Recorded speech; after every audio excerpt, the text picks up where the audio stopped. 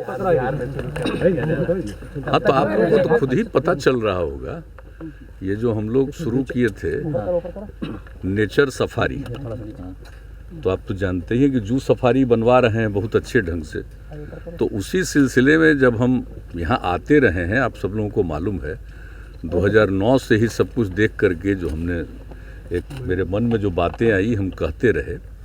तो zoo safari का तो काम चल ही रहा है, लेकिन जब जू सफारी का पूरा एरिया एक्रोच हम देख रहे थे तो उसी तरह से हमने कहा कि इसके साथ साथ ये जो इतना अच्छा जगह है और लोग देखें अगर इसको, नेचर सफारी भी बनाना चाहिए, ये हमने कहा। लेकिन हाँ, हमारे मन में बात थी कि जो जू सफारी के बगल से ही नेचर सफारी चले, लेकिन अभी हमको सभी लोगों ने बताया कि उस बीच में नहीं किया जा सकता है, उसको यहाँ से ही किया जाएगा। जो फॉरेस्ट एरिया है इनका उसी में कर सकते हैं, तो यहाँ से इन लोगों ने शुरू किया है। तो वही देखने हम आ रहे थे कि कैसे लोग कहीं से देखेंगे, तो बहुत अच्छा बना है। और इसके सुरक्षा के लिए और इसके मेंटेनेंस को देखने के लिए सारी बात हमने पूछी है, इन लोगों ने बताया ही है। और जो भी हमको लगा है यहाँ पर देखने के बाद हमने भी सजेस्ट कर दिया है ताकि बिल्कुल प्रोटेक्टेड रहे। और यहाँ पर जो देखने आएंगे और प्रतिदिन लोग घूमेंगे, और ख़ास करके बच्चों के लिए और यूथ के लिए इसको और प्रेरित करने वाली बात है कि ताकि वो नेचर के बारे में उनको पूरी जानकारी हो और देखें। वैसी स्थिति में उनके सुरक्षा का भी पूरा प्रबंध किया जाएगा। कब तक और जो इसके, हाँ अब बताइए कब तक आप लोग शुरू कर सकेंगे? मार्च तक कह रहे हैं ये, मैंने जो भी मार्च तक प्रोजेक्ट है पूरा। हाँ, तो अभी तक का प्रोजेक्ट है, मान लीजिए उसमें तक पूरा करें, थोड़ा आगे पीछे थोड़ा बहुत हो सकता है, लेकिन सारी तैयारी। और आज भी चीफ सेक्रेटरी ही ये बात हो गई है, यहाँ पर पुलिस का भी डेपुटेशन रहेगा परमानेंटली। और जो ये काम करते हैं तो इनके जो देखने वाले तकनीकी विशेषज्ञ हैं उनमें से भी कुछ लोगों की यहाँ पर ड्यूटी हमेशा रहेगी, ताकि आप देख रहे हैं ना कि इसकी जो सिक्योरिटी है इसके चारों तरफ वो प्रोटेक्टेड रहना चाहिए, ताकि कभी कोई इधर उधर नहीं कर सके।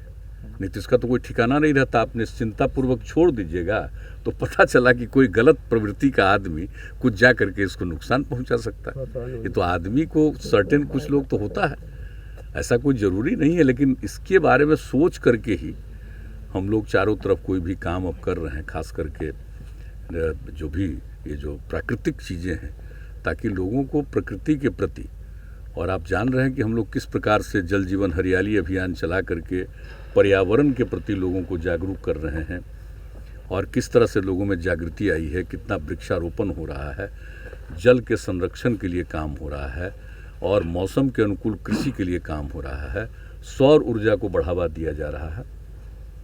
ये सारी बात जो हम लोगों ने तय की है उनके प्रकृति के लिए कि साहब जल है और हरियाली है तभी जीवन संरक्षित है। तो हर तरह से कि किसी तरह से पर्यावरण का कोई संकट नहीं हो। और एक बात आप लोगों को और बता रहे हैं, पूरे आप जान रहे हैं कि राजगीर के इलाके में हम लोग गंगा नदी का जल, उसके लिए काम शुरू हो गया, और गंगा नदी का जो जल रहेगा वो सारे लोगों को जल उपलब्ध होगा। चाहे हमारा यूनिवर्सिटी बन रहा है नालंदा विश्वविद्यालय वो हो, या आर्मी के, या जो भी पुलिस के लोग हैं, या जहाँ कहीं भी कई तरह की संस्थाएं, और पुलिस का ट्रेनिंग इंस्टीट्यूट भी यहाँ बना हुआ है हर प्रकार से। और आप जानते हैं कि जिस तरह से एक एक चीज़ बन रहा है, खेल कूद के मामले में आप जान ही रहे हैं किस तरह से यहाँ पर सारा बड़ा बड़ा काम हो रहा है। और यहाँ पर एक खेल के लिए भी विश्वविद्यालय बनाने का हम लोगों ने निर्णय कर लिया है। तो ये सब चीज़ होगा सबके लिए, जो भी आएंगे, जो भी होटल में रहेंगे, अपने घर में रहेंगे, सब लोगों के लिए वही हम लोग गंगा जल उपलब्ध कराएंगे पीने के लिए, उसको और स्वच्छ करके एक एक जगह पर पहुंचाएंगे। तो अगर एक बार ये हो गया तो फिर नीचे से ग्राउंड वाटर लोग तो अब नहीं करेंगे, उनको मना भी कर दें ग्राउंड वाटर खुद नहीं निकालिए। तो आप जान लीजिए कि कई जगह पर जितना नुकसान पहुंच गया राजगीर में, वो सब फिर से ठीक होने की संभावना। अब जो 34 के इसमें आ गया था भूकंप में, तो वो तो एक अलग बात है, लेकिन बाद में नीचे का जल स्तर कम हो जाने के कारण अगर किसी प्रकार की कोई कमी आ रही है तो उस कमी से भी छुटकारा मिल जाएगा। तो ये पूरा इलाका, और कितना ऐतिहासिक है ये, सबको मालूम है कितना ऐतिहासिक है। भगवान बुद्ध तो यहाँ पर आए, भगवान महावीर का भी आना हुआ, लेकिन उनके और पहले का ये है सब। आप सब जानते हैं मगध का, उसकी राजधानी रही है सब कुछ है, यहीं से शिफ्ट करके फिर पाटलिपुत्र की स्थापना।